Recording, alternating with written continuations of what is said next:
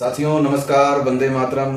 राजू मिश्रा आपका साथी और विश्व शक्ति पार्टी का प्रदेश उपाध्यक्ष, हरियाणा किसान मजदूर जागृति मंच का संयोजक। जैसे साथियों हमने आपको बताया था कि आपको कुर्की, कब्जा, अटैचमेंट और पोजीशन का विश्लेषण करना, तो कुर्की का तो वीडियो आप लोगों ने देख लिया। अब आपको हम बताते हैं कब्जा कार्रवाई यानी पोजीशन। इसको बहुत ध्यान से समझिएगा। कब्जा कार्रवाई एक्चुअली होती क्या है। कब्जा कार्रवाई दोस्तों दो तरह की होती है, एक अधिकृत कब्जा कार्रवाई, दूसरी होती है अनाधिकृत कब्जा कार्रवाई। अधिकृत कब्जा कार्रवाई मतलब क्या होता है ये समझिए।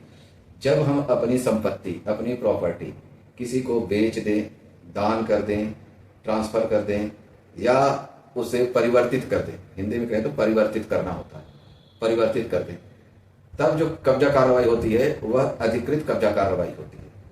अनधिकृत में क्या होता है, जैसे हम हैं नहीं और हमारी प्रॉपर्टी को कोई गैर आकर के कब्जा कर ले, उसे अनधिकृत कहते हैं, अनधिकृत गृहित कब्जा कार्रवाई करते हैं।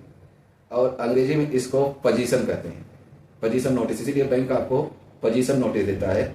और बैंक को ना आप बेचते हो, न बैंक को पट्टा करते हो, न बैंक को आप दान देते हो, न बैंक को आप परिवर्तित करते हो। इसलिए बैंक जो कब्जा कार्रवाई करता है वो अवैध होता है, अनधिकृत होता है। अधिकृत कब्जा कार्रवाई नहीं होती है।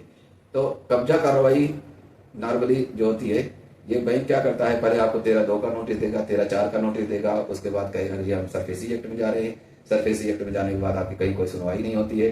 कई बार तो आपके पास कोई नोटिस भी नहीं आता है कि आप अपना पक्ष जाकर के डीएम को रख दें, और डीएम भी आपको सुनने के लिए बाउंड नहीं है, क्योंकि वो कानून ही ऐसा बैंकों के फेवर में तुगलकी फरमान बनाया गया है। इसलिए उसमें डीएम कहीं बाउंड नहीं है कि आपको नोटिस दे और आपको सुने ही सुने, ऐसा उसमें भी कोई प्रावधान नहीं है।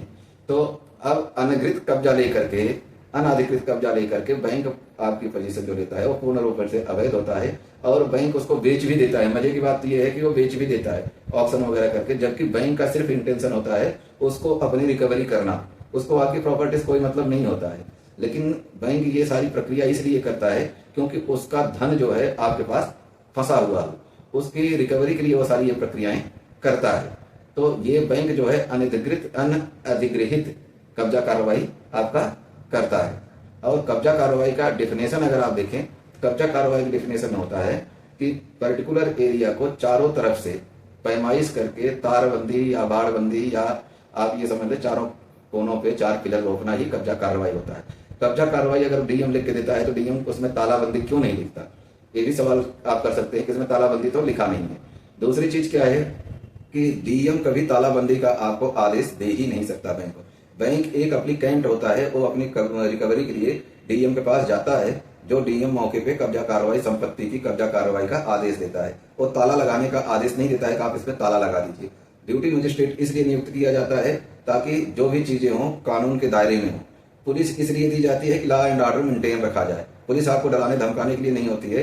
ध्यान रखें कि पुलिस कभी आपके घर के अंदर भी नहीं आ सकती कब्जा कार्रवाई के लिए कि आपको धक्के मार के बाहर निकाल दे। पुलिस का काम ही नहीं है। अगर पुलिस ये काम करने लग जाए तो इसका मतलब पुलिस रिकवरी कर रही है। आप जैसे ही वो आए, आप अगर उनसे पूछेंगे पुलिस वालों से कि आप मेरे लिए आए हैं या बैंक के साथ आए हैं, पुलिस सीधा सीधा कह देगा कि नहीं जी हम तो लॉ एंड ऑर्डर मेंटेन करने के लिए आपके लिए आए हैं। वो कभी नहीं कहेगा कि मैं बैंक के लिए आया हूँ। तो उम्मीद करता हूं कि आप लोग छोटे में ही और बहुत कम में ही इस वीडियो में देख करके आप सारी बात समझ गए होंगे। इसका विश्लेषण नेक्स्ट वीडियो में करेंगे कि कब्जा कार्रवाई और कुर्की दोनों के बीच का अंतर क्या है, यानी अटैचमेंट और पोजीशन, ये दोनों में क्या अंतर है, इसका डिफिनेशन आपको विश्लेषण करके आपको बताया जाएगा।